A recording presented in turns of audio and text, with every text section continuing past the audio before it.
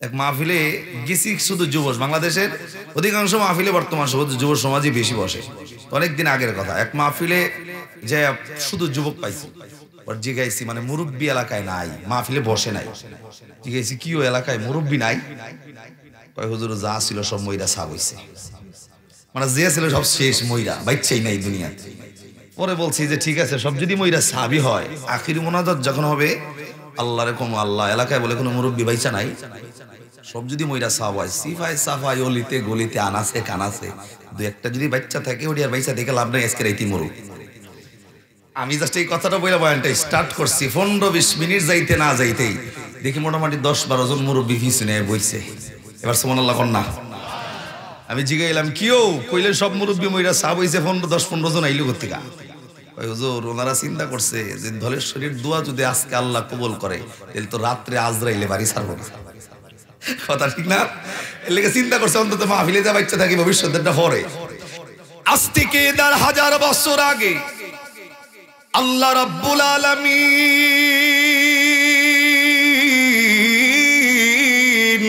একটা পবিত্র কোরআনুল কারীম নাযিল কইরা দিয়া, এই পবিত্র কোরআনে 30টা পারা 114টা সূরা আল্লাহ রাব্বুল আলামিন নাযিল করে। এই কোরআনের অন্যতম একটা সূরা, যেই সূরার নাম সূরাতুল আলে ইমরান। এটা কোরআনের 3 পারার 13 পৃষ্ঠার 3 নম্বর লাইনের 31 নম্বর আয়াত। আল্লাহ আপনাকে আমাকে 1000 বছর আগে আল্লাহ ডাক দিয়া বললেন, কুল ইন কুনতুম তুহিব্বুনাল্লাহ ফাত্তাবিউনি ইউহিব্বুকুমুল্লাহ ওয়া ইয়াগফির লাকুম যুনুবাকুম ওয়াল্লাহু গফুরুর রহিম।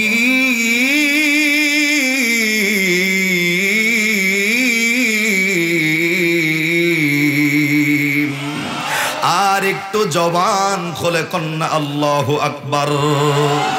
আল্লাহ রাব্বুল আলামিন ডাক দিয়া বললেন, মানুষ রে,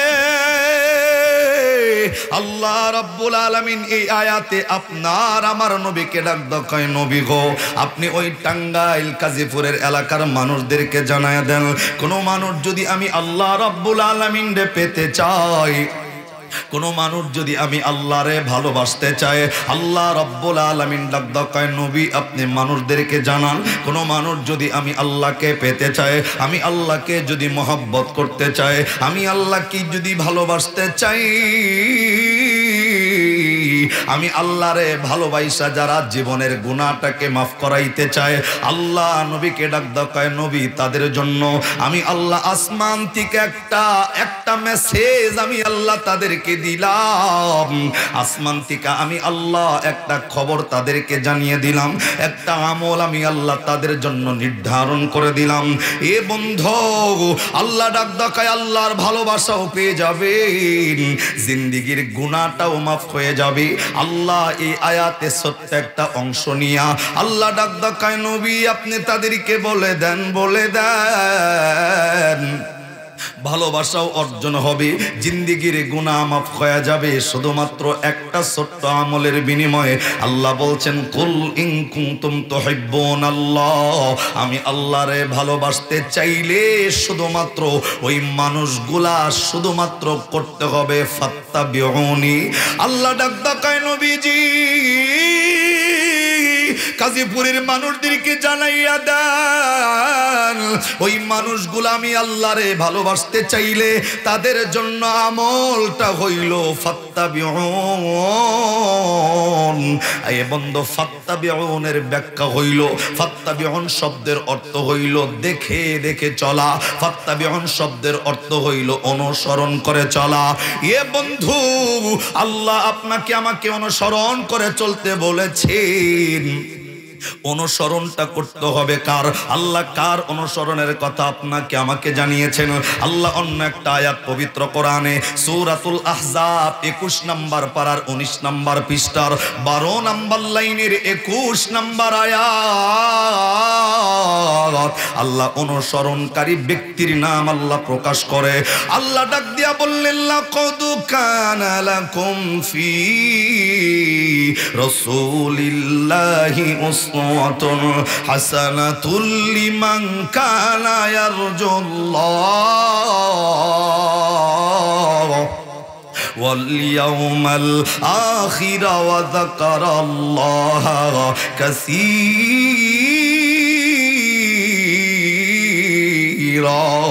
জবান বন্ধ নয়, আওয়াজ করে কন্যা আল্লাহু আকবার। এ বন্ধু, আল্লাহ রাব্বুল আলামিন ডাক দিয়া বললেন, মানুষরে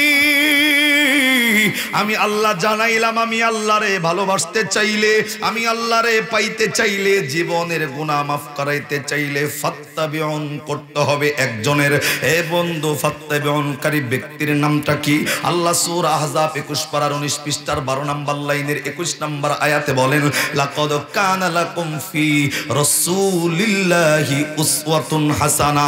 আল্লাহ ডাক দেয়, মানুষরে আমি আল্লাহ রাব্বুল আলামিন দুনিয়ার জমিনে উত্তম আদর্শওয়ালা একটা আইডল, উত্তম আদর্শওয়ালা একটা নেতা, উত্তম আদর্শওয়ালা একটা মডেল, উত্তম আদর্শওয়ালা একটা নায়ক আমি আল্লাহ আসমান থেকে দুনিয়ার জমিনে প্রেরণ করেছি। আমি আল্লাহর পাঠানো নেতা, পাঠানো আইডল, পাঠানো মডেলের আদর্শ। এক নম্বরে যারা ব্যক্তিগত জীবনে, পারিবারিক জীবনে, সামাজিক জীবনে, রাজনৈতিক জীবনে আল্লাহর পাঠানো আইডলের আদর্শ মেনে নিবে যারা, আল্লাহ ডাক দকায় দুনিয়া এবং আখিরাতের ময়দানে কামিয়াবি হইয়া যাবে তারা। এ বন্ধু, আর একবার আওয়াজ করে বলেন না সুবহানাল্লাহ। এ বন্ধু, আল্লাহর কামিয়াবি বলতে কিন্তু 5 টাকা 10 টাকার কামিয়াবি নয়। আল্লাহ যে কামিয়াবিটা আপনাকে আমাকে দিবেন, আল্লাহ পবিত্র কোরআনে 30 নম্বর পারার সূরাতুল ফাজরের একেবারে শেষের আয়াতে আল্লাহ জানিয়েছেন, আল্লাহর কামিয়াবির নাম হইল ফাদখুলি ফি ইবাদি ওয়াদখুলি জান্নাতি। আর একটু আওয়াজ করে বলা যাবে কি আল্লাহু আকবার? এবার বোঝেন, আল্লাহ রাব্বুল আলামিন ডাক দেয়, ওই কাজীপুরের মানুষ, আমি আল্লাহরে ভালোবাসতে চাইলে, আমি আল্লাহর মোহাব্বত করতে চাইলে, জিন্দেগীর গুনাহ মাফ করাইতে চাইলে তোমাদের জন্য একটা আমল, এই আমলের নাম ফাত্তাবিউন, মানে অনুসরণ করতে হবে, অনুকরণ করতে হবে, দেখে দেখে চলতে হবে। এখন কাকে দেখে চলবেন? আল্লাহ এই আল্লাহরে দেখে চলন যায়? দেখে চলবেন কাকে? আল্লাহ এটা স্পষ্ট করেছেন সূরা আহজাব 21 পারার 19 পৃষ্ঠার 12 নম্বর লাইনের 21 নম্বর আয়াত। আল্লাহ ডাক দেয়, দেখে দেখে যেই ব্যক্তিকে চলবা ওই ব্যক্তির নাম লাকাদ কানা লাকুম ফি রাসূলিল্লাহি উসওয়াতুন হাসানা। একবার আওয়াজ করে আল্লাহু আকবার জোরে। আল্লাহ ডাক দেয়, যাকে দেখে চলবা এই ব্যক্তির নাম অন্য কোনো নাম নয়। আল্লাহ ডাক দেয়, লাকাদ কানা লাকুম ফি রাসূলিল্লাহ, সর্বোত্তম আইডল, নেতা, মডেল, নায়ক আমি আল্লাহ দুনিয়াতে পাঠাইছি। ওই নেতা, মডেল, নায়কের নাম মুহাম্মাদুর রাসূলুল্লাহ সাল্লাল্লাহু আলাইহি ওয়াসাল্লাম। আল্লাহ ডাক দেয়, রে কাজীপুরের মানুষ, আমি আল্লাহরে ভালোবাসতে যদি চাও, জীবনের গুনাহ মাফ করাইতে যদি চাও, আসমান থেকে যে আইডল পাঠাইছি এই আইডলের নাম মুহাম্মাদুর রাসূলুল্লাহ সাল্লাল্লাহু আলাইহি ওয়াসাল্লাম। কোন মানুষ যদি এই নবীকে আইডল মানে, এই নবীকে আদর্শবান নেতা মানে, এই নবীকে যদি নায়ক মানে, এই নবীকে মডেল মেনে জিন্দেগি পরিচালনা করবে যারা, আল্লাহ ডাক দেয় দুনিয়া এবং আখিরাতের ময়দানে কামিয়াবি হয়ে যাবে তারা। এই আপনারা কম্মি চাইছেন, আমার চেহারা কি বহুত খারাপ নাকি? এমনি চাইতেছেন কালা? আমি বয়ানটা কারে করতেছি রে ভাই? কি এগুলা? আমার দিকে তাকায় থাকুন লাগবো। মাহফিলে মনোযোগ দিতে হবে। কোরআনে মনোযোগ না দিলে বসে থেকে কোনো লাভ নাই। রহমত পেতে চাইলে মনোযোগ দেওয়া লাগবে, কথা আমার নয়। আল্লাহ জানিয়েছেন 1000 বছর আগে সূরাতুল আরাফ কোরআনের 9 পারা 16 পৃষ্ঠা আল্লাহ রাব্বুল আলামিন 204 নম্বর আয়াতে সূরাতুল আরাফের বলেছেন যে কোরআনের ময়দানে একমাত্র তারা রহমত পায় যারা আলোচনা যতক্ষণ চলবে, যারা মনোযোগটা লাগায় আলোচনা শুনে। তো আমি বয়ান করতেছি, আমি বক্তার মর্যাদা নাই। এখানে হুজুরের চেহারার দিকে তাকাইলে সগীরা গুনাহ মাফ করে দিবে কে? তা আপনি কম চাই রইছে কি এগুলা? আগে পরিবেশ ঠিক করতে হবে ভাই, চিন্তাধারা চেঞ্জ করতে হবে। এলাকায় মাহফিল দিয়েছেন, মাহফিলে না গেলে হয় না, এই চিন্তা নিয়ে বসলে কিয়ামত পর্যন্ত বসলে কোনো লাভ নাই। ফায়দা নেওয়ার নিয়তে বসেন। আমি আবারও বলি ভাই, আল্লাহ জীবনের গুনাহ মাফ করবে এবং আল্লাহকে সরাসরি পেয়ে যাওয়া যাবে, আল্লাহকে পাওয়াও যাবে। তবে উদ্দেশ্যটা কি? আল্লাহ ডাক দেয় আইডল, নেতা, মডেল পাঠাইছে কে? বাংলাদেশে অনেক মানুষ নেতারে নেতা মানে, আছে না নাই? নেতার পোশাক পরিচ্ছদ নিজের শরীরে উঠায় এমন পাবলিকও আছে না নাই? নেতার শরীরে যেই কোট আপনার শরীরে সেম কোট, নেতার যেই জুতা আপনারও সেই জুতা। এখন চিন্তা করেন, আল্লাহ তো কোরআনে বলছেন ইয়াউমা নাদউ কুল্লা উনাসিম বিইমামিহিম, কিয়ামতের ময়দানে প্রত্যেকটা নেতার লগে আল্লাহ তার শ্রোতাদেরকে ডাকবে।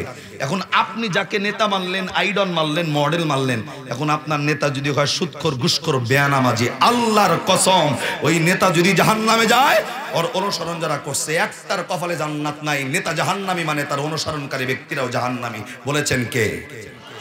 তার মানে নেতা কাকে মানবেন আল্লাহ কিন্তু জানিয়েছেন দুনিয়ার জমিনে। গাজীপুরের মানুষদেরকে ছোট্ট একটা কথা বলি, আপনি দুনিয়ার জমিনের নেতা মানেন, অসুবিধা নাই, কিন্তু নেতাটা যেন ভালো হয়, নেতাটা যেন আল্লাহওয়ালা হয়, নেতার যেন সুদ ঘুষ ছাড়া নামাজিওয়ালা নেতা হয়। এই কথা কন না, ঠিক না? যদি আপনার আমার নেতা হয় সুদখোর, ঘুষখোর, বেয়ানামাজি, আমি তো এমনও নেতার গল্প শুনছি যেই নেতা আসরের না জোহরের নামাজ 4 জায়গায় পড়ে। নাউজুবিল্লাহ কন না। নির্বাচনের আগে 4 জায়গায় জোহরের নামাজ পড়ছে। কেমনে? মানে যেই মসজিদের সামনেই যায় লোকজন জমায়েত দাঁড়ায় আছে, ডাক দেয় আগে নামাজ, তারপরে আপনার লগে কথা। এই যে মসজিদে নামাজ পড়া বেরোনোর পরে 10 মিনিট কথা কয়ে অন্য মসজিদের সামনে যায়, ওইখানে যায় ডাক দেয় আগে নামাজ তারপরে কথা। জোহরের নামাজ 2 জায়গায় অলরেডি পড়া শেষ, পরের মসজিদে সেম ঘটনা, তারপর পরের মসজিদেও সেম ঘটনা। চিন্তা করেন নির্বাচনে ওঠার লিগা নেতা যদি 4 জায়গায় জোহর পড়ে, এই নেতার পিছনে এই নেতার কে অনুসরণ করলে জান্নাতের আশা করা যায় না? যারা কথা কন না হেরা কি এই ঘুরে ফেললো নাকি? তার মানে নেতা মানতে গেলে নেতা বাড়াইছে কি আসমান থেকে? চিল্লায় জোরে কন, এরে কথা কয় না কে? বাংলাদেশে আমি যুবকদেরকে বলবো, যুবক আছে এমন যে যুবকের শরীরে পোশাকটার দিকে তাকান, যুবকের পোশাকটা কার স্টাইলে ভরা। যুবক ব্রাজিলের সাপোর্ট করে, আর্জেন্টিনার সাপোর্ট করে, ওই নাস্তিক মুর্দাতের মুশরিকের সাপোর্ট করে, সারা শহর তাদের গেঞ্জি গায়ে দিয়া ঘুরে বেড়ায়, এমন যুবক আছে না নাই? যুবকটা ফ্যানটা পড়ছে, ফ্যান আপনারা তো মার্কেটে দোকান করে শুনছেন, আমি যুবক ফ্যান পড়ছে এখান থেকে এই পর্যন্ত যুবকের ফ্যানটা সেরা বগলা বগলা। কথা কন না? যুবকরে যদি জিগান, যুবক এই ফ্যান পড়ছো কি লিগা? বাড়িতে টাকা পয়সা নাই? ডাক দোকা হুজুর মডার্ন আপডেট অন। এর আপডেট কি তা? হুজুর ভালোটার দাম হইলো 1200 আর সেরাটা 2400 টাকা দিয়ে কিনছি। কথা কয় না? ভালোটার দাম হইলো 1200 আর সেরাটা 2400। এখন 2400 ফ্যান, এই ফ্যান দেখে অর্থাৎ এই সেরা ফ্যান কার স্টাইল? ডাক দোকা হুজুর আমি তো সাকিবের ভক্ত। কথা কন না কেন? যেই ভাব ধরতেন মানে সাকিব খানের নাম জীবনের প্রথম শুনলেন আজকে। এই সাকিব বলে আছে না নাই? হুজুর আমি তো সাকিব খানের ভক্ত। সাকিব কেডা? যেই বেটা বিয়া না কইরা জায়গায় জায়গায় ফুলাফান জন্ম দিয়ে বেড়াইতেছে। এর কথা বল না কেন? এটা যদি আপনার আইডল হয়, এটার পোশাক পরিচ্ছদ যদি আপনার শরীরে পড়ে, চিন্তা করেন সাকিব যদি জাহান্নামে যায়, আপনার কোনো হিসাব নাই, বিনা হিসাবে জাহান্নামে। কথা জোরে কন। তার মানে আমি এমন নেতার গল্প শুনছি, সিলেটের এক প্রোগ্রামে গিয়া বলছিলাম যে ভাই বাংলাদেশে তো একটা স্লোগান প্রচলিত, একটা স্লোগান আছে, আমার নেতার চরিত্র ফুলের মতো পবিত্র। আপনাদের এলাকায় এই চরিত্র এই স্লোগান আসেনি? হুজুর আছে মানে আমার জিগাইতাছে। আমি পরে বলছি ভাই বলেন তো দেখি সিলেটের কথা, যে ভাই আসলেও কি নেতার চরিত্র বাংলাদেশের সব নেতার চরিত্র কি ফুলের মতো পবিত্র? আপনার আওয়াজ দেন, বুকে হাত দিয়া বলেন তো, যত ক্যান্ডিডেট নেতা ইলে নেতার চরিত্র কি ফুলের মতো? আমি সিলেটের কাছে শুনলাম ওই বাসীর কয়জোর আমগো এলাকার যে নেতা, এই নেতার 3টা টয়লেট খেয়ে লাইছে। আমি কইছি ভাই নেতা আবার টয়লেট 3টা কেমনে খায়? হুজুর মাদ্রাসার নামে, মসজিদের নামে, কবরস্থানের নামে 3টা টয়লেটের টাকা আইছে আমগো এলাকার নেতার হাতে। একটা টয়লেট কোন জায়গায় নির্মাণ হয়, 3 টয়লেট টাকা আমগো একলা এলাকার নেতা একলা মাইরা খাইছে। এবার বলে যেই নেতা টয়লেটের টাকা মাইরা খায়, এই নেতা তো টয়লেট খাওয়া নেতা। এর কথা বল না কেন? এখন এই নেতাও যদি ইলেকশনে দাঁড়ায় যায়, পাবলিকের স্লোগান একটাই, আমার নেতার চরিত্র, কিন্তু খাইছে কি? আরে ভাই ছোট্ট করে বলি, আপনার বাড়িতে 5 বছরের বাচ্চা আছে, 4 বছরের বাচ্চা দেখবেন উঠান দিয়া দৌড়ায়, আপনি ডাকবেন ধরা দেয় না, তখন এই মা কিংবা বাবা ডাক দেয়, ধরা যদি দেয় এক্ষুনি 10 টাকার একটা চিপস পাইবা। তো ফুলা যখন ধরা দেয় চিপস তো দেয় না, কোলে করে নিয়ে ঘরের ভিতরে ঠাস করে চর মারে, দোরফারাই লিখে কতক্ষণ না চিপস তো দেয় নাই, বরং ঘরে নিয়ে আর উল্টা শাসন করে। আল্লাহর নবী 1000 বছর আগে বলছে, তুমি তোমার সন্তানটাকে এতটুক মিথ্যা বলে কাছে আনার কারণে সন্তানকে চিপস দাও নাই, কিন্তু চিপসের কথাটা কইছো মা। আল্লাহর নবী ডাক দেখায়, এই মায়ের আমলনামায় আল্লাহ কবিরা গুনাহ লিখবে, এই মাকে আল্লাহ কিয়ামতের ময়দানে মিথ্যাবাদীর কাঠগড়ায় দাঁড় করায় দিবে। নাউজুবিল্লাহ, জোরে হবে এবার। আরে ভাই, নিজের 5 বছরের বলার এতটুক মিথ্যা বললে যদি আমলনামায় কবিরা গুনাহ হয়, কিয়ামতের ময়দানে মিথ্যাবাদীর কাঠগড়ায় যদি দাঁড়াইতে হয়, তাহলে যেই নেতার চরিত্রই ঠিক নাই, ওই নেতার নামে চরিত্রের সার্টিফিকেট দিলে কবিরা গুনাহ হওয়ার সম্ভাবনা আছে না নাই? উলামায়ে কেরাম বয়ান করার পিছনের কারণ তো একটাই। আল্লাহ বলছেন, ইয়া আইয়ুহাল্লাযীনা আমানু কু আনফুসাকুম ওয়া আহলিকুম নারা, নিজ জাহান্নামের আগুন থেকে বাঁচো, আহলে বায়াত যারা আছে তাদেরকে জাহান্নামের আগুন থেকে বাঁচাও। উলামায়ে কেরাম যারা আপনাদের সামনে কথা কয়, নিজে জাহান্নামের আগুন থেকে বাঁচানোর নিয়তে বলে, এবং শ্রোতা যারা আছে তাদেরকে জাহান্নামের আগুন থেকে বাঁচানোর নিয়তেই কথা বলে। আমি তো চাইবো না, আমাদের সভাপতি হুজুর তো চাইবে না যে বড় মসজিদের যতগুলো মুসল্লি জুমার নামাজ পড়ে, বক্তৃতা যারা শুনতে আসে, হুজুর চায় না যে আমার একটা মুসল্লি জাহান্নামে যাক। হুজুর এটা চাইবে? আমি কি চাবো আমার শ্রোতারা জাহান্নামে যাক? আমি চাবো?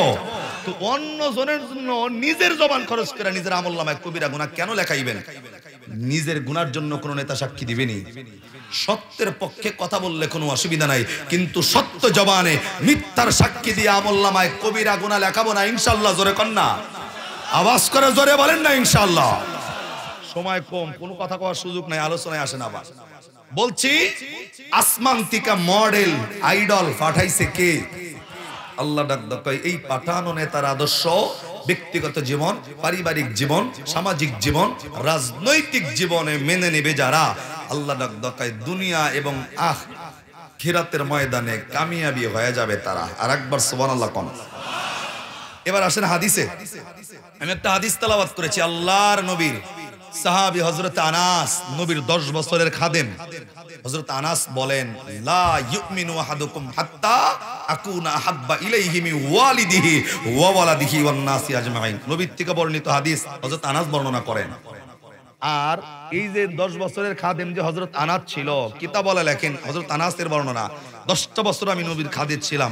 আল্লাহর নবী 10টা বছরের মধ্যে কোনো দিন একটা দিনের জন্য আমি আনাসকে আমার নবী ধমক দিয়া পর্যন্ত কথা কয় নাই। নেতা কাকে বলে? আল্লাহু আকবার কন্যা কেন? নেতা কাকে বলে? যে 10 বছরের খাদেম, নবী কোনোদিন ধমক দিয়া পর্যন্ত আনাসকে কথা বলে দেখে নাই। সেই আনাস বলেন, আল্লাহর নবীর জবানের বর্ণনা, এই কাজীপুরের মানুষ ততক্ষণ পর্যন্ত পূর্ণ ইমানদার হতে পারবে না যতক্ষণ পর্যন্ত নিজের মহব্বত, ঘরবাড়ির মহব্বত, জায়গা জমির মহব্বত, স্ত্রী পুত্র সন্তান সন্ততির মহব্বত এবং কি নিজের জীবনের চাইতে আমার নবীকে মহব্বত যতক্ষণ পর্যন্ত বেশি না করবেন, আল্লাহ নবী ডাক দেয়, ততক্ষণ পর্যন্ত তুমি পূর্ণ ইমানদার হতে পারবা। আমি ছোট্ট করে জিগাই, যদি থাকে আওয়াজ দিয়েন। এখানে যারা বসছি, জীবনের চাইতে নবীরে বেশি ভালোবাসি না কম ভালোবাসি? যারা কথা কন না ইমানি দুর্বলতার আওয়াজ দিয়া জোরে বলেন, অন্তরের ভিতরে জীবনের চাইতে নবীর ভালোবাসা কম না বেশি? যদি বলেন কম, তাহলে আপনি ইমানদার না, নবীর হাদিস। যদি বলেন বেশি এবং এটা যদি কাজে পরিণত করার চেষ্টা থাকে, তাহলে আপনি ইমানদার। ছোট্ট করে বলি আপনারে, এখন আপনি যদি বলেন হুজুর জীবনের চাইতে নবীরে বেশি ভালোবাসি, আমি তাহলে আপনাকে বলবো, বন্ধু দেখবেন আপনি বাজার থেকে গেছেন কিংবা শহরে গেছেন, মার্কেট থেকে আইসা দেখছেন যে আপনার বিবি কান্না করতেছে কিংবা আপনার মা কান্না করতেছে, আপনি খালি আইসা জিজ্ঞেস করবেন কি লিখা কাঁদতেছো, কে তোমারে গালি দিল, কে তোমারে বকা দিল। যদি এলাকার কোনো একটা ব্যক্তির নাম বলে, আপনার মেজাজ লগে লগে 49 মানে গরম হয়ে যাব। আপনি বলবেন তোর এত বড় সাহস, তুই আমার মারে গালি দিছস, আমার বিবিরে গালি দিছস, হাতের কাছে যা পাবেন তাই নিয়ে কিন্তু তারে মারতে যাবেন। এটা কিন্তু সন্তানের চরিত্র এবং স্বামী হিসাবে ওয়াইফের জন্য এতটুকু তার দায়িত্ব। কিন্তু বিবির লিগে আপনার মাথা গরম হয়ে গেল কেউ বকা দেওয়ার কারণে, মাকে গালি দেওয়ার কারণে আপনার মাথা গরম হয়ে গেল। অথচ বাংলাদেশে বর্তমান সময় 18 কোটি মানুষের মধ্যে 92% মুসলমানের দেশে, বাংলাদেশের কিছু কুলাঙ্গার নাস্তিক মুরতাদ আমার নবীরে গালি দেয়, নবীর ব্যঙ্গচিত্র অঙ্কন করে। সেই সময় যদি আপনার মেজাজ গরম না হয়, ওর বিরুদ্ধে যদি অ্যাকশন নেওয়ার মতো সিদ্ধান্ত অন্তরে তৈরি না হয়, আপনি ইমানদারের ভাব ধরছেন, আপনার ইমানে ভেজাল আছে। কথা ঠিক কিনা? কেননা কোন ভাই আমি শুধু আপনাকে বলবো, যদি আপনার সামনে আমার নবীরে কেউ গালি দিল, আপনি শুনছেন, আপনি ভাবতেছেন বড় মসজিদের ইমাম সাহেব হুজুরের দায়িত্ব তাদের জন্য অ্যাকশন নেওয়ার, কেন আপনি ঘরে বসে লা হাওলা ওয়ালা কুওয়াতা ইল্লা বিল্লাহ জিকির দিয়া ঘরে মুড়ি ভাজা খাইতেছেন, আর এই দায়িত্ব ইমাম সাহেবের হুজুরের কেন?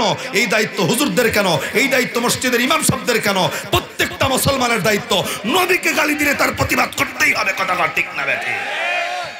আমি বলবো বন্ধু, ইমানদারিত্ব দাবি করতে চাইলে নবীর অপমানে যদি আপনার দিল না কাঁদে, আপনি ইমানদারের ভাব ধরছেন, ওই তাহাজ্জুদ দিয়া লাভ নাই, আপনার ইমানে ভেজাল আছে। কথা জোরে কন। তাহলে জীবনের চাইতে নবীরে বেশি ভালোবাসার দরকার আছে কিনা নাই? এবার আসেন, ভালোবাসতে ফায়দাটা কি? যদি নবীরে ভালোবাসেন ফায়দাটা কি? এবার দিল দেন। এই যে আপনার আমার মসজিদে যে ভাই পাশে ইমাম সাহেব বসে আছে, আপনাদের প্রত্যেকটা মসজিদের মধ্যে শুক্রবারে ইমাম সাহেব যেই জায়গায় বসে খুতবা দেয়, এই জায়গাটার নাম কিন্তু মেম্বার বলে। কথা ঠিক নেই? নবীর জামানায় মসজিদের নববীতে এখনো পর্যন্ত কোনো মেম্বার তৈরি হয় নাই। নবীরে ভালোবাসলে আল্লাহ যে ফায়দাটা দিবে একটু দিল লাগান। নবীর জামানায় মসজিদে নববীতে এখনো কোনো মেম্বার তৈরি হয় নাই। একজন আল্লাহর নবী ঘর থেকে মসজিদ থেকে বের হওয়ার পর একজন মহিলা আসছে একটা কাজের লোককে সঙ্গে নিয়ে। নবীর এসে ডাক দেয়া কইতেছে, হুজুর আমি জানি আপনার মসজিদের ভিতরে খুতবা দেওয়ার মতো কোনো মেম্বার নাই, আপনি যদি অনুমতি দেন, আমার কাজের লোকটা অত্যন্ত দক্ষ একজন কারিগর, আমি নিজ অর্থায়নে আমি আপনার মসজিদের মধ্যে একটা মেম্বার তৈরি করে দিতে চাই। একবার সুবহানাল্লাহ হবে। মসজিদে মেম্বার তৈরি হওয়ার আগে আল্লাহর নবী যেখানে দাঁড়ায় খুতবা দিতেন, একটা মরা খেজুর গাছ ছিল, খেজুর গাছের মাথা নাই, এরকম একটা খেজুর গাছের লগে আল্লাহর নবী পিঠটা লাগাইয়া হেলান দিয়া নবী রেগুলার খুতবা দিতেন। সেই সময় মহিলা বলছে যে হুজুর আমার নিজ অর্থায়নে নিজের টাকা দিয়া আপনার মসজিদে একটা মেম্বার তৈরি করবো, আল্লাহর নবী আপনি যদি অনুমতি আমাকে দেন। সুবহানাল্লাহ কইবেন না? দিল লাগা। আমার ভাইরা, আমার বন্ধুগণ, আল্লাহর নবী বিশ্ব নবী আখির জামানার পয়গম্বর, এ বন্ধু মসজিদে নববীর ভিতরে তখনও পর্যন্ত কোনো মেম্বারের ব্যবস্থা ছিল না। আল্লাহর নবী মরা একটা খেজুর গাছের লগে পিঠটা লাগাইয়া দাঁড়ায়া আল্লাহর নবী সাহাবায়ে কেরামের সামনে খুতবা দিত। এ বন্ধু, আল্লাহর নবীর সামনে মহিলা আয়েশা ডাক দকায়, নবীজি আমি আপনার কাছে অনুমতি চাই, আপনি অনুমতি দিলে আমি আমার নিজে টাকা দিয়া নিজ অর্থায়নে আপনার মসজিদে নববীর মধ্যে আমি একটা মেম্বার বানায়া দেব। এ বন্ধুরে, আল্লাহর নবী আস্তে করে মহিলারে ডাক দেখায়, মহিলা যদি নিজ অর্থায়নে নিজের টাকা দিয়া মসজিদের মধ্যে যদি মেম্বার বানাইয়া দাও, আমি নবী তোমারে অনুমতি দিয়া দিলাম, তুমি চাইলে মসজিদে নববীতে একটা মেম্বার তৈরি করে দিতে পারো। জবান বন্ধ নয়, আওয়াজ করে কন্যা সুবহানাল্লাহ। এ বন্ধু, আল্লাহর নবী আখির জামানার পয়গম্বর, এ বন্ধু মসজিদের মেম্বারের অনুমতি দেওয়ার পর মাত্র কয়েক দিনের ব্যবধানের মধ্যে এ বন্ধু আল্লাহর নবীর ঘরে মসজিদের মেম্বার তৈরি হয়ে গেছে। এ বন্ধু মসজিদে নববতী মসজিদে মেম্বার তৈরি হয়ে গেছে। সর্বপ্রথম আল্লাহর নবীজি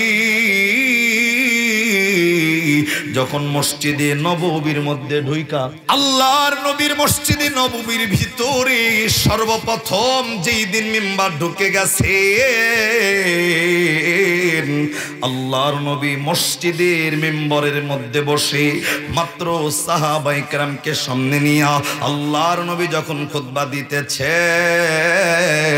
আল্লাহর নবীর কানে কেমন যেন মানুষের কান্নার মতো কান্নার আওয়াজ ভেসে আসতেছিল। এ বন্ধু, আল্লাহর নবী সাহাবায়ে কেরামের দিকে তাকাইয়া আল্লাহর নবীজি সাহাবায়ে কেরামদের ডাক দেয়া বললেন, সাহাবী কোন মানুষটা কান্না করতেছো বলো না, বলো না। কোন সাহাবীর পেটের মধ্যে ক্ষুধা নিয়ে কান্না করো বলো, কোন সাহাবী অভাবের কারণে কষ্ট করে কান্না করে বলো। কান্নার আওয়াজটা কোত্থেকে বেশি আসতেছে আমি নবীকে জানাও। এ বন্ধু সাহাবায়ে কেরাম একজন অপর দিনের দিকে তাকায়া দেখি নাই নাই নাই কান্না করার মতো কোনো সাহাবী নাই। এ বন্ধু আল্লাহর নবীরে ডাক দাও, কয় নবী গো আমাদের সামনে কান্না করার মতো কোনো সাহাবী তো নাই। এ হুজুর কেউ তো আমাদের মাঝে কান্না করছে না। এ বন্ধু আপনার আমার নবী উম্মতের কান্না, উম্মতের মায়া, সাহাবায়ে কেরামের কান্না কিন্তু আল্লাহর নবী সহ্য করতে পারে নাই। এ বন্ধুরে আপনি আমি জানি আল্লাহর নবী কিন্তু দুইটা জাহানেরও বাদশা ছিল। আল্লাহর নবী এই জাহানেরও বাদশা, আল্লাহর নবী ওই জাহানেরও বাদশা। কিন্তু বন্ধু আপনার আমার নবীর জিন্দিগি পড়ে দেখেন, আল্লাহর নবী দু জাহানের বাদশা হওয়ার পরেও আল্লাহর নবীর ঘরে 3 দিন 4 দিন 5 দিন পর্যন্ত খানা থাকে নাই। আল্লাহর নবী 3 দিন 4 দিন পর্যন্ত না খায়া থাকছে। এখন যদি আমাকে জিজ্ঞাসা করেন হুজুর নবী দোজাহানের বাচ্চা হইয়াও 3 দিন 4 দিন না খায়া থাকার পিছনের কারণ কি? এ কাজীপুরের ভাইরা আমি বলবো আল্লাহর নবী 3 দিন 4 দিন 5 দিন না খায়া থাকার পিছনের কারণ অন্য কিছু নয়। সেই কারণের পিছনের দায়িত্ব হলো আপনি এবং আমি। আপনার আমার জন্য আল্লাহর নবী না খায়া থাকছেন। যদি বলেন হুজুর আমার জন্ম তো মাত্র 80 বছর আগে, আল্লাহর নবী আমার জন্য আবার 1500 বছর আগে না খায়া থাকলো কেন? এ বন্ধু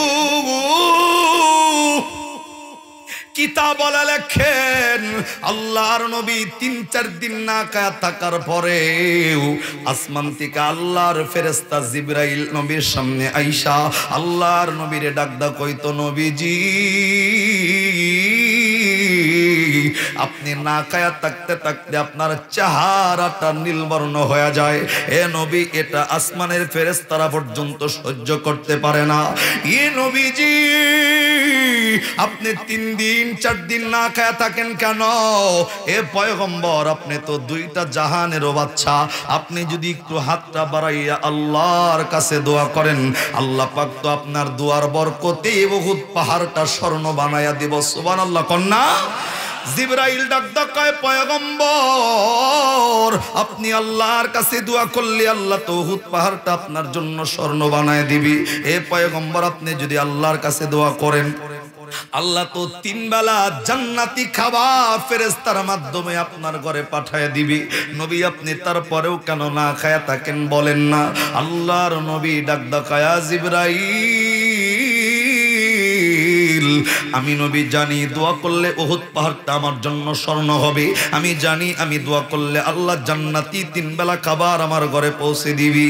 এ জিবরাইল জাননি জাননি জাননি আমি না খায়া থাকি কেন?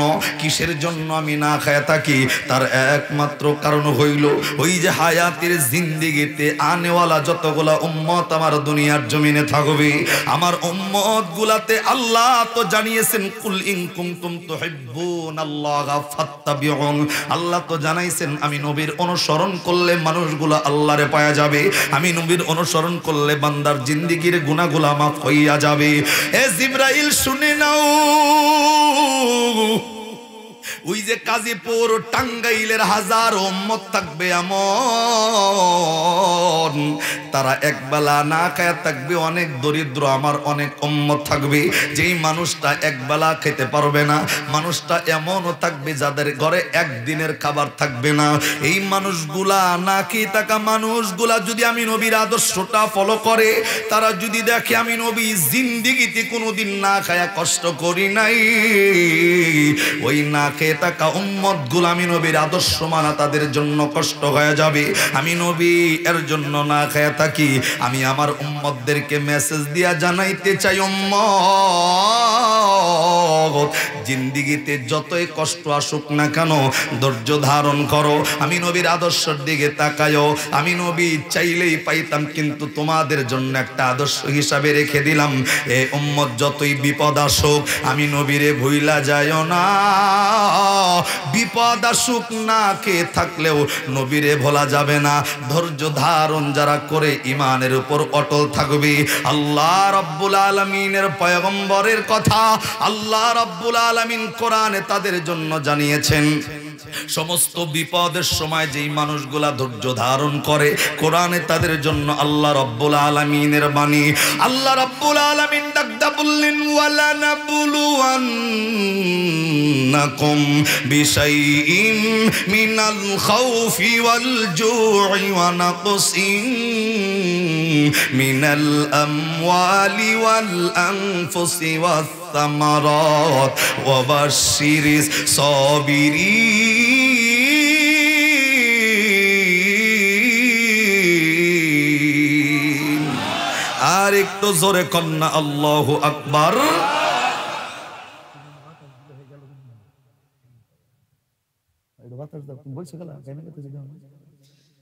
মারবো আল্লাহু আকবার কোন আবার।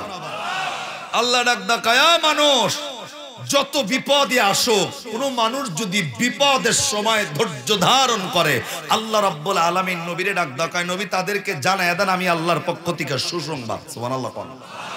বিপদ আসলে না খায়া থাকলেও নবীরে বলা নয়। এই জিবরাইল ডাক দকায় নবী আপনি দোয়া করলে উহুদ পাহাড় আপনার জন্য স্মরণ, আপনি দোয়া করলে জান্নাতি 3 বেলা খাবার ঘরে আসবে। কিন্তু নবী ডাক দকায় আমি না খায়া থাকছি কাজীপুরের মানুষের জন্য। আবার মাইন্ডে নিয়েন না যে কিতাবে কি কাজীপুর লেখা আছে কিনা, আমি শুধু এটা বুঝাই উম্মতের জন্য আল্লাহর নবী না খায়া থাইকা আদর্শ হিসাবে নিজেকে মডেল হিসাবে রূপান্তরিত করে গেছেন। উম্মত বিপদ আসলে আমি নবীরে ভুলবা না, তুমি যতটুকু কষ্ট করছো এই কালেমার দাওয়াত দিতে গিয়া তোমার চাইতে বেশি কষ্ট আমি নবীর করতে হয়েছে। কথা কার ঠিক কিনা? নবী ডাক দকায় এগুলার পরেও যারা ধৈর্য ধারণ করবা, আমি নবীর উপর আস্থা রাখো, বিশ্বাস রাখো, ভালোবাসা রাখো, এই ধৈর্যের ফল দিবেন কে? জোরে বলেন। নবী চাইলে পারতো, কিন্তু আপনি আমি খাবার তো পাই, বরং আরো উপরি কামাইল লিগা চিন্তা করি, হালাল হারামের কোনো টেনশন দিলে নাই। আরে কথা কন না কেন? নবীকে হারাম খাওয়া শিখায় গেছেন। এর জন্য বলছি আদর্শওয়ালা ব্যক্তির আদর্শটা মানেন, আদর্শওয়ালা পয়গম্বরের আদর্শটা মানেন। অন্যদিকে যাচ্ছি না। আল্লাহর নবীর সামনে যখন সাহাবায়ে কেরাম কান্না জড়িত, অর্থাৎ নবীর সামনে কে যেন কান্দে, নবীর কানে আওয়াজ আসতেছে। সাহাবায়ে কেরামের নবী ডাক দাকায়, সাহাবী কান্না করে কে কও মারে? আল্লাহর নবী সাহাবায়ে কেরাম ডাক দাকায়, হুজুর কই আমাদের কানে, এই আমাদের সাহাবায়ে কেরামের তো কেউ কান্দে না। আল্লাহর নবী ডাক দাকায়, সাহাবী আমি নবীর কানে যেমনে কান্নার আওয়াজ আসতেছে, তোমাদের কানেও কি সেম কান্নার আওয়াজ আসতেছে? সাহাবায়ে কেরাম ডাক দাকায়, হুজুর আপনি যেমনে কান্নার আওয়াজ শুনতেছেন, আমরা সাহাবায়ে কেরাম ঠিক সেম কান্নার আওয়াজ শুনতেছি, কিন্তু কোনো মানুষ খুঁজে পাওয়া যায় না। সুবহানাল্লাহ একবার কন্না। আরে কান্নার আওয়াজ নবীর কানে আসে, সাহাবায়ে কেরামও শুনে, কিন্তু মানুষ খুঁজে পাওয়া যায় না। দিল লাগান মহব্বতটা নবীরে করলে ফায়দাটা কি? আল্লাহু আকবার আবার কোন। আমার ভাইয়েরা, আল্লাহর নবী বিশ্ব নবী আখিরি জামানার পয়গম্বর। সাহাবায়ে কেরাম একে উত্তর দিয়া নবীরে ডাক দাকায়, নবীজি আপনি যেমনে কান্নার আওয়াজ শুনতেছেন, আমরাও তো ঠিক একই কান্নার আওয়াজ শুনতেছি। হে বন্ধু, আল্লাহর নবী আস্তে কইরা, হে বন্ধু কেবলমাত্র তার নজরটা ঘুরাইয়া পিছনের দিকে তাকাইয়া দেখে,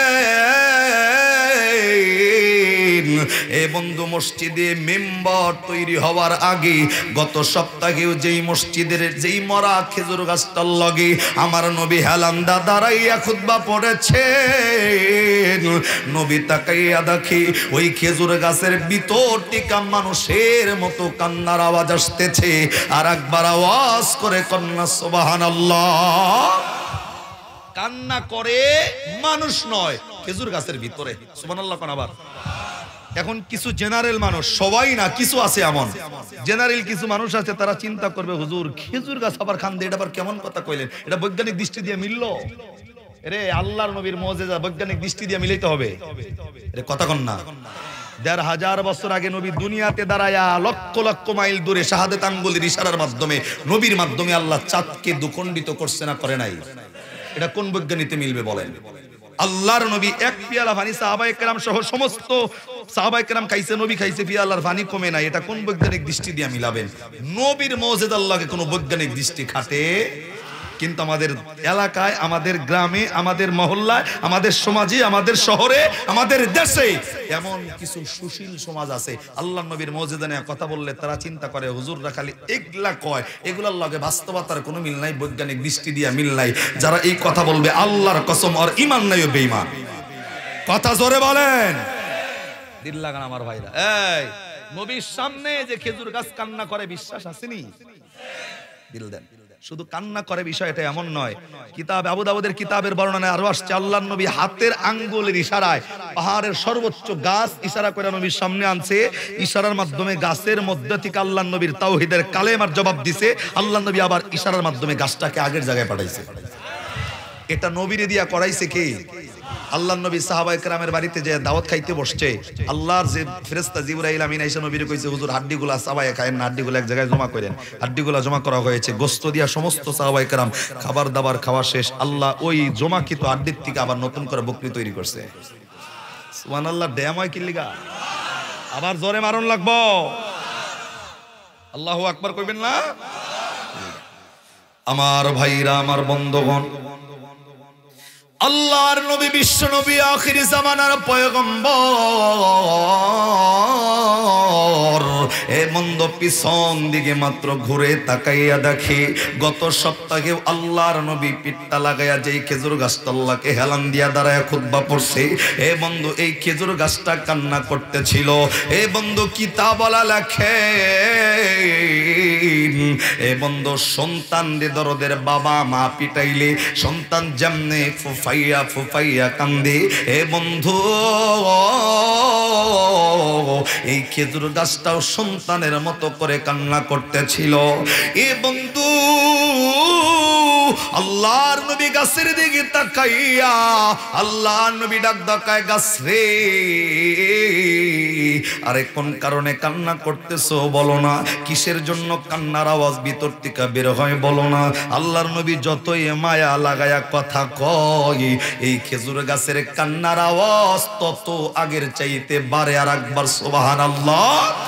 এ বন্ধুরি আমি তো বলবো আপনাদের এই কাজীপুর এলাকার কোন যুবকের মা যদি মারা যায়, তাকায় দেখবেন যুবকটা উঠানে বসে বসে ঘরে বসে বসে কান্না করবে, ওর মা মরছে এর জন্য কান্না করে। আপনি মুরব্বী চাচা হিসাবে ওই যুবকের বাসায় যাইয়া আপনার স্নেহ মাখা হাতটা যুবকের মাথার মধ্যে দিয়া যুবককে যদি একবার বলেন, যুবক রে কান্দিস না রে, যুবক কান্দিস না, মা মরছে তাতে কি হইছে, আমরা তো আছি। বন্ধু তাকায় দেখবেন ওই আপনার স্নেহ মাখা হাত ওই যুবকটা তার মাথার মধ্যে পাইলে আগে যেমনে কাঁদতে ছিল তার চাইতে কান্না আরো বেড়ে যাবে। কথা কন ঠিক কিনা? আল্লাহর নবী যত মায়া লাগাইয়া ডাক দিয়া বলে, গাছ রে আরে কান্না করো কেন, কিসের জন্য তুমি কান্না করতেছো বলো না। এ বন্ধু খেজুর গাছের কান্নার আওয়াজ বন্ধ হয় না। আল্লাহর নবী আস্তে করে এ বন্ধু যেমন তাকায় দেখবেন ছোট্ট বাচ্চা কান্না করলে আরে দাদার কাছে কান্না থামে না, বাবার কাছে কান্না থামে না, এ বন্ধু খালামনির কাছে যুবক এই ছোট্ট বাচ্চার কান্না থামে না। দরদের মাটা কাজ ফেলে দিয়া নিজের সন্তানটাকে যখন বুকের মধ্যে জড়াইয়া নাই,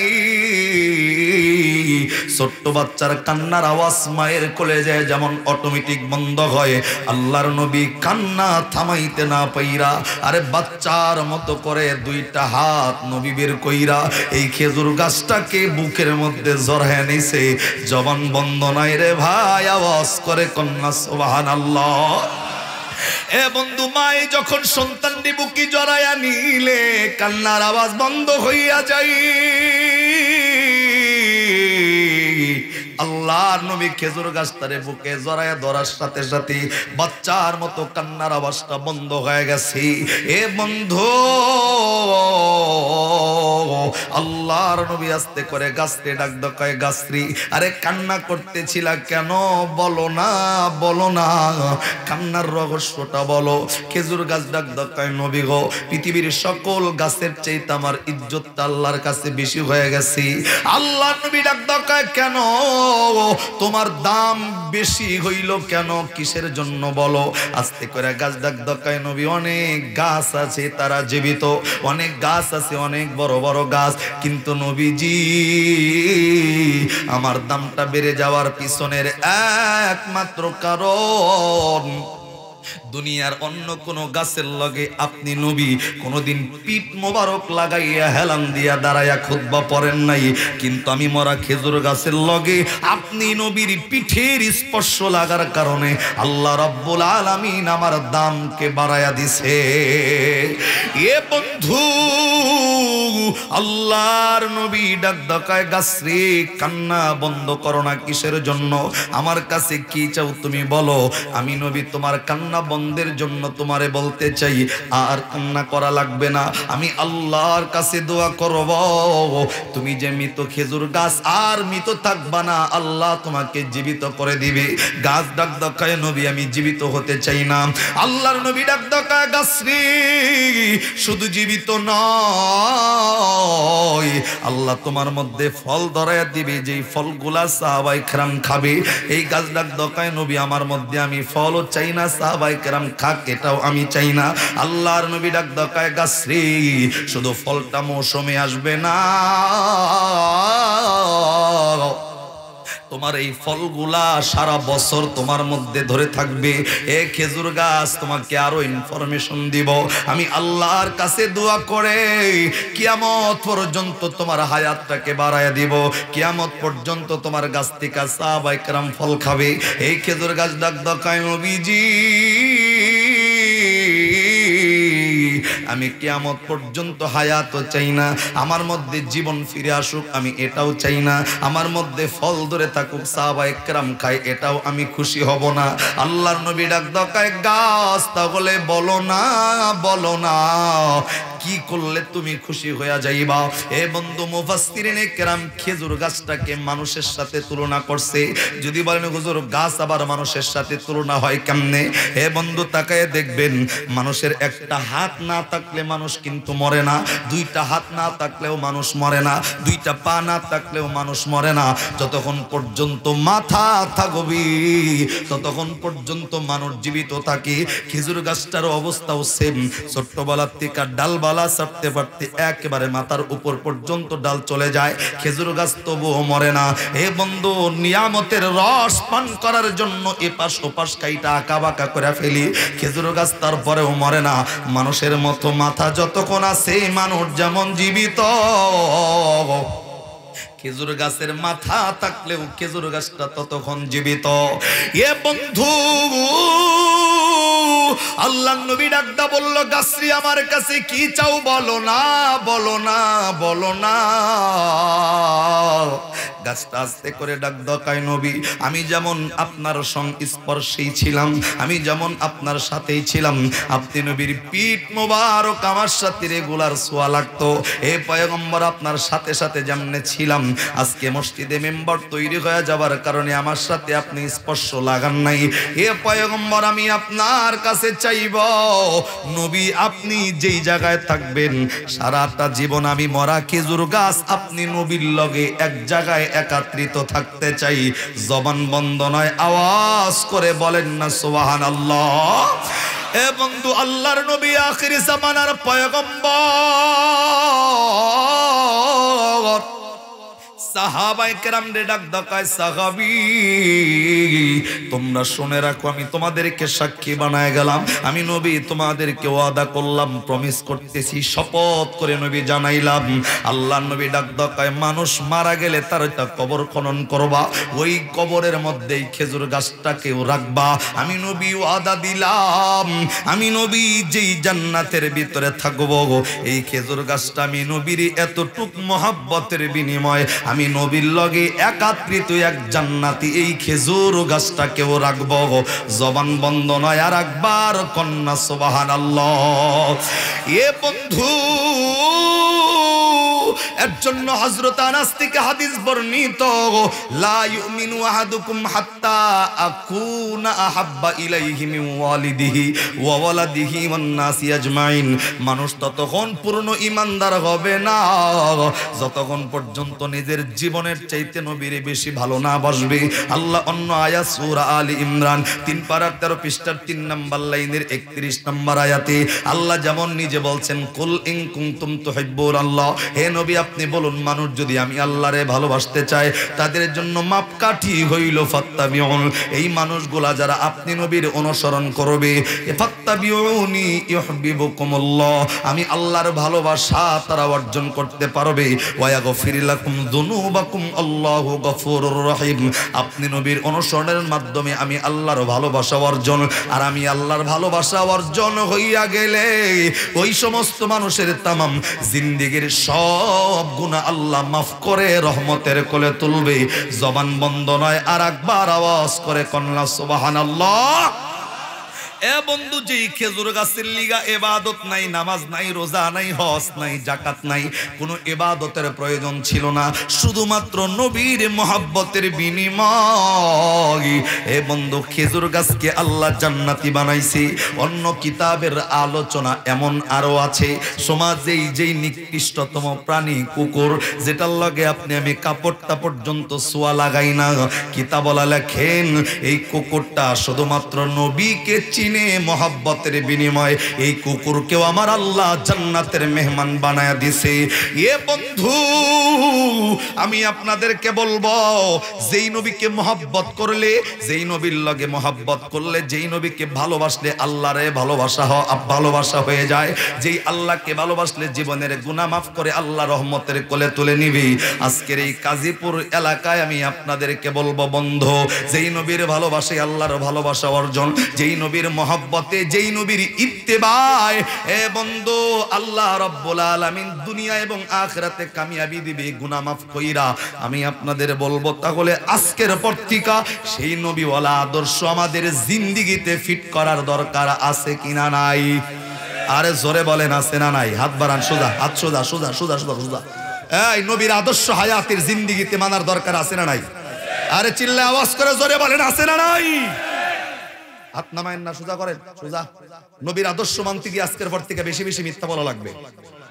এই কথা জোরে বলেন। নবীর আদর্শের ভিতরে সুদ ঘুষ দিয়া ভরা। আর না জোরে করেন না কেন? নবীর আদর্শের ভিতরে মানুষের চগলখড়ি করা, অন্য মানুষকে মিথ্যা মামলা দিয়া ফাঁসানো। নবীর আদর্শ মানে অন্যের জমি ঠকায় খাওয়া। আল্লাহ নবীর সহি তরিকা অনুযায়ী জীবনটা পরিচালনা করে আল্লাহ আমাদেরকে জান্নাতের মেহমান হিসাবে কবুল করে নিয়েন। জবান বন্ধ না, চিল্লায় আমিন কোন জোরে।